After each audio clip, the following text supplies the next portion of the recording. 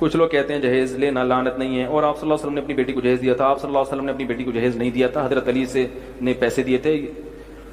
دو روایتیں ہیں، تو حضرت علی سے مہر لے کے اس میں سے کچھ چیزیں بنائی تھیں، اور ایک روایت یہ کہ حضرت علی خود نبی کی کفالت میں تھے، مسکین تھے، غریب تھے، کچھ بھی نہیں تھا، تو بیٹی دے دی تو کچھ بھی نہیں ہے ان کے پاس، تو تھوڑا سا تعاون کر دیا۔ تو آپ کا داماد اگر اتنا غریب ہے، کم بخت ڈبل بیڈ بھی نہیں خرید سکتا منحوس معذرت کے ساتھ، اور ڈنر سیٹ بھی نہیں خرید سکتا، واشنگ مشین بھی نہیں خرید سکتا، تو ایسے منحوس کو بیٹی نہ دو پہلے تو بولے اب تیرے پاس دھیلا نہیں ہے تو پھر تو غریب لڑکی سے کر جس کے پاس یہ بھی نہ ہو۔ کیونکہ میں اس کو منحوس اس لیے کہہ رہا ہوں، کم بخت ہے کچھ بھی نہیں، مگر ہاتھ کہاں مارے گا؟ کیونکہ میرے پاس لڑکے آتے ہیں نا، کہہ رہے حضرت کوئی ڈیفینس کا کوئی رشتہ ہو تو بتا دیں۔ ہاں، جہیز جو نبی نے دیا نا، تو حضرت علی رضی اللہ تعالیٰ عنہ کیا تھے؟ وہ تو بہت مسکین تھے۔ تو اگر کسی کا داماد اتنا مسکین ہے، لوگ اس کو رشتہ دیتے نہیں ہیں، اور وہ اچھا ہے، آپ سمجھ رہے مسکین تو بہت ہے مگر بڑا نائس پرسن ہے، بڑا تمیزدار آدمی ہے، پھر بھی نہیں دیں گے، یہ مجھے پتا ہے۔ امیر المومنین کی حکومت میں کوئی غریب نہیں تھا، کوئی فقیر نہیں تھا۔ امیر المومنین جو کی روٹی کھاتے تھے اور سادہ لباس پہنتے تھے، تو کسی نے پوچھا آپ امیر المومنین ہو کر اتنے زیادہ اموالوں کے مال کی کمی نہیں تھی؟ علی خود بھی بلینئر تھے۔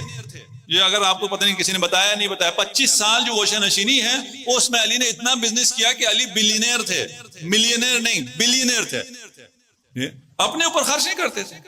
علی نے ہزاروں غلاموں کو آزاد کیا ہے۔ 1000 غلام آزاد کرنے کے معنی جانتے ہو؟ 1000 غلام کو خریدنا، انہیں امپاور کرنا، ان کی تربیت کرنا، ان کو اس قابل کرنا وہ اپنا کما سکیں، پھر ان کو آزاد کرنا۔ علی کے غلام تو بنو۔ دیکھو علی تمہارے ساتھ کیا کرتا ہے۔ علی بہت امیر تھے، پھر حاکم تھے، پھر خزانہ تھا۔ کہا آپ ایسے کیوں، اتنا کم کیوں کھاتے ہیں؟ جانتے ہیں جب علی کی خوراک کیا تھی؟ ابن عباس کہتے ہیں میں جب علی کے ساتھ سفرے میں بیٹھا تو ایک تھیلی تھی جو اس کو مہر کیا ہوا تھا، بند کیا ہوا تھا، اس کو کھولا، کھول کے اس میں سے خشک روٹیاں نکالی اور خشک روٹیاں کھانا شروع کی۔ میں نے کہا آپ کی یہ خشک روٹی کون لے جاتا ہے، اسے کیوں مہر لگایا ہوا؟ کہا تاکہ کوئی اسے روغن میں تر نہ کر دے، کہیں حسنین کوئی آ کر یہ نہیں کہ یہ خشک روٹی بابا کیسے کھائیں گے، اسے روغن میں تر نہ کر دے، اس لیے مہر لگا کے رکھی ہوئی۔ آپ اتنی سادہ زندگی، کہا لعل، شاید پوری مملکت میں کوئی بارڈر پر ایک فرد ایسا ہو جسے اتنا کھانا نہ ملتا ہو۔ جانتے ہو علی جب کہے شاید کوئی ہو، اس کا مطلب ہے کہ نہیں ہے۔ علم علی کو واللہ نہیں جانتے آپ، نہ میں جانتا ہوں نہ آپ جانتے ہیں۔ علی کا وہ علم ہے، ایسا جزئیات کا علم رکھنے والا علی، جو ابھی نہیں ہوا اس کا علم رکھنے والا علی کہتا ہے شاید کوئی ہو، یقیناً کوئی نہیں ہے۔ علی فقراء کو چاہتا ہے، فقراء کی طرح رہنا چاہتا ہے۔ اگر کوئی حکمران، امام زمانہ بھی ایسی زندگی کریں گے، علی کی طرح کی زندگی کریں گے۔ کوئی شخص اگر طبقے میں، نچلے طبقے میں ہے، اسے کتنا سکون ملے گا کہ حاکم بھی میری طرح ہے۔ ابھی ہمیں مسئلہ کیا ہے؟ ہمیں مسئلہ یہ ہے کہ ہم جنہیں ووٹ دے کر بناتے حاکم بناتے ہیں، وہ لوٹنا شروع کر دیتے ہیں، وہ چور بن جاتے ہیں، وہ اپنے بچوں کو باہر بھیجتے ہیں، وہ محلوں میں رہنا شروع کرتے ہیں، اور ہمیں جناب بجلی مہنگی، پیٹرول مہنگا، دال مہنگی، آٹا مہنگا، پیاز مہنگا، ہمیں مشکلات تب ہوتی ہیں۔ انہیں تو پتہ ہی نہیں کیا مہنگا ہوا کیا مہنگا نہیں ہوا، وہ خود تو محلوں میں ہیں اور ہم غربت میں ہیں، تو غریبوں کو پھر مشکل ہوتی ہے، غربت کو سہنا مشکل ہوتا ہے۔ لیکن پہلے یہ بتا کہ ہم کریں تو کریں کیا؟ عرب میں کاروبار کیا ہے؟ پتھر بیچیں، سوائے پہاڑوں کے یہاں پہ ہے کیا مکے میں؟ نہ صنعت نہ زراعت، چھوٹے چھوٹے ہمارے قبیلے ہیں، اتنے دور دور کے ملک ہیں تجارت کے لیے۔ اگر وہاں تک تجارت کے لیے جائیں تو جتنا رستے میں خرچہ ہے اس میں تو ہمارا مال چلا جائے گا۔ اب میری قوم کے نوجوان سر اٹھانا، حضرت ابو طالب نے کہا تم نے مجھے پہلے کیوں نہیں بتایا کہ تمہارے پاس کرنے کے لیے کاروبار کوئی نہیں؟ علم معاشیات کا، علم اقتصادیات کا، علم اکاؤنٹس کا سب سے پہلا قانون علی کے باپ نے بنایا تھا۔ آج تک دنیا کا اسلامک بینکنگ نظام ابو طالب کے بنائے قانون پہ چل رہا ہے۔ حضرت ابو طالب نے کہا تم نے مجھے پہلے کیوں نہیں کہا تمہارے پاس کرنے کے لیے کچھ نہیں؟ جاؤ میں تمہیں مشورہ دیتا ہوں، جس کے گھر ایک اونٹ ہے ایک اونٹ لے آئے، جس کے گھر ایک گھوڑا ہے گھوڑا لے آئے، جس کے گھر ایک بکری ہے ایک بکری لے آئے، جس کے گھر کچھ بھی نہیں ایک مٹھ جو لا کے خدیجہ کے تجارت کے ایک سامان میں رکھ دو، جب تجارت کا قافلہ واپس آئے جس کا ایک اونٹ ہے دو لے لینا، جس کے 2 اونٹ ہے 4 لے لینا۔ جتنا دو گے گھر بیٹھے اتنا منافع ملے گا۔ اب گئے گھروں میں جو تھا جو बाबा जी आप मुझे माफ कर दीजिएगा, अब मैं यहाँ पे जुमला छुपा नहीं सकता। अब तरीक ने यहाँ पे डंडी मारी है, मौरख ने इस्लामियात और दीनियात में लिखा है फलां बंदा अपने घर में गया, उसने दीवारों पे हाथ मारे, सुई भी ना छोड़ी, सब कुछ अल्लाह की राह में दे दिया, उसने इतने ऊंट अल्लाह की राह में दे दिए, उसने इतने कुएं अल्लाह की राह में दे दिए। कुरान मिंबर पे लेके आओ, मैं कुरान सर पे रख के तरीक का जामन होकर ऐलान करने के लिए तैयार हूं। किसी ने भी अल्लाह की राह में नहीं दिया था, जिसने भी दिया डबल करवाने के चक्कर में दिया,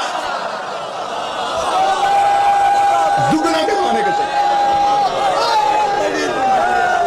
अगर किसी ने अल्लाह की राह में दिया होता तो खुदा कुरान में जिक्र कर देता। ना मैं दलील देता हूं, मैं दलील देता हूं, परेशान ना होंगे आप, मैं दलील देता हूं।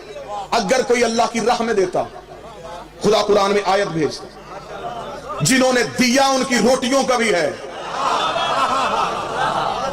जिन्होंने नहीं दिया उनके ऊंट का भी कोई नहीं। अब गए जो था ला के हज़रत अबू तालिब के भाई, शायद मैं इसी मोड़ पे बात खत्म कर दूं। बड़ा बेहतरीन, बड़ा लतीफ सा खताबत का एक नुक्ता आप गया बाबा जी। अब गए जो था ला के हज़रत अबू तालिब के सेहन में रखा। क्या लगा, अबू तालिब हम नहीं जानते वो कौन है, सामान दिया तुझे, दुगना लेना है तेरे घर से आगे।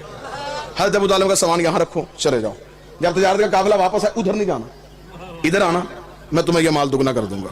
अब सामान रख के चले गए, एक बंदा भी खामोश रह गया तो मैं समझूंगा कि मेरी मेहनत जाया हो गई। सामान रख के चले गए। हज़रत अबू तालिब ने मुस्कुराते हुए अपने नौकर को कहा, खदीजा के नौकरों को बुला। बीवी खदीजा के नौकर आए, हज़रत अबू तालिब का सामान पूरा करो, यही चोरी हुआ था। हाय हाय हाय हाय हाय हाय हाय, सामान पूरा करो।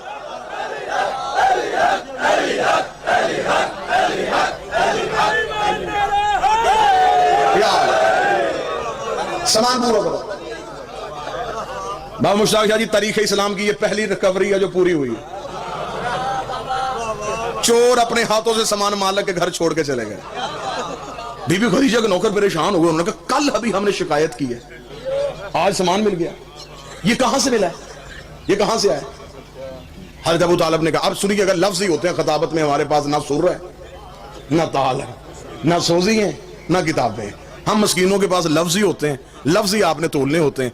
हज़रत अबू तालिब को बीबी खदीजा के नौकरों ने कहा, सरदार ये कहां से मिला? अबू तालिब ने, ये कहां छोड़ो, कहां से मिला? माल उठाओ, खदीजा को जाके दो और उससे कहना कि अबू तालिब कहता है जब तजारत का काफिला वापस आए ना, इस माल का कोई सदका,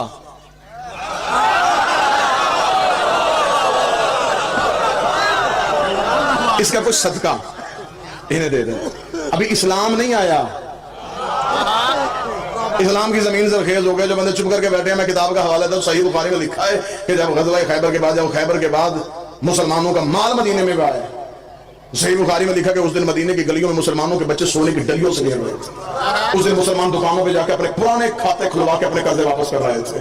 उस दिन इस्लाम अमीर हो गया था। एक एक सहाबी के हिस्से में, सही बुखारी कहती, एक एक कंतार सोना आया था। कंतार किसे कहते हैं? एक ऊंट की खाल में जितना सोना आ जाए वो एक एक सहाबी लेके अपने घर आया था। और इसी तरीके से मुस्लिम इस्कात में लिख दिया गया कि जब मेरे मौला अली घर में आए तो हाथ में खून से भरी तलवार थी। सैयद अपने मकाम से उठी, इम्तिहान दे के कहती है, या अली मैंने बूज़ खंबर से सुना है आज इस्लाम अमीर हो गया है, आज मुसलमानों के बच्चे सोने की डलियों से खेल रहे हैं, और ये भी मैंने सुना है मरहब को भी आपने कत्ल किया है, कि नकामूस में अलम भी आपने गाड़ा है, या अली फतह भी तेरे सदके से हुई है। आपका कोई माल पीछे आ रहा है, आपका कोई सोना पीछे आ रहा है। अली मुस्कुराकर, मेरे आका की बेटी, मेरे मौला की बेटी, तुझे नहीं पता वो सदका था, हम सैयद है,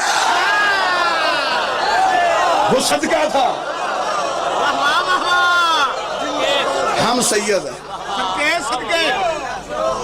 सदका खाने वाला सैयद नहीं होता, और जो सैयद सदका खा ले फिर उसे अली वलीउल्लाह समझ में नहीं आता। सदका सैयद खा नहीं सकता। अगर अंदर चला जाए फिर वो पूछता रहता है कि जनाब अली वलीउल्लाह कहां लिखा है।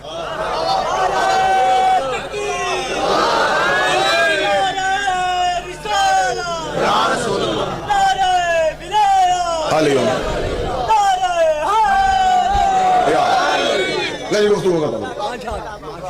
इस माल का कुछ सदका नहीं दे। चले गए। बीबी खदीजा के नौकर जाके बीबी को खबर दी कि बीबी सामान तो सारा मिल गया। बीबी का सामान सारा मिल गया। फिर कहने कि वो अबू तालिब ने कहा कि इस माल का कुछ सदका। तरीक कहती है कि जब तिजारत का काफिला वापस आए 80,000 तलाई सोने के दिनार, बीबी खदीजा को पहले से ज्यादा मुनाफा हुआ। क्योंकि अगली रात जब तजारत का काफिला घर से निकला, चोर मुहाफिज बन गए थे। 80,000 तलाई दिनार पहले से ज्यादा मुनाफा हुआ। 80,000 तलाई दिनार को यूं अपनी चादर में लेके, अब फिर मैं लफ्ज कीमती कहने लगा हूं, कोई मिन्नत नहीं, जो बोल पड़ेगा नौकर पे एहसान करेगा। यूं 80,000 तलाई दिनार अपनी चादर में लेके कायनात की पहली खुम्स देने वाली औरत सैयदों के घर हक दे के गई, यूं आके मार रखा। हजरत अबू तालिब ने 80,000 तलाई दिनार देखे।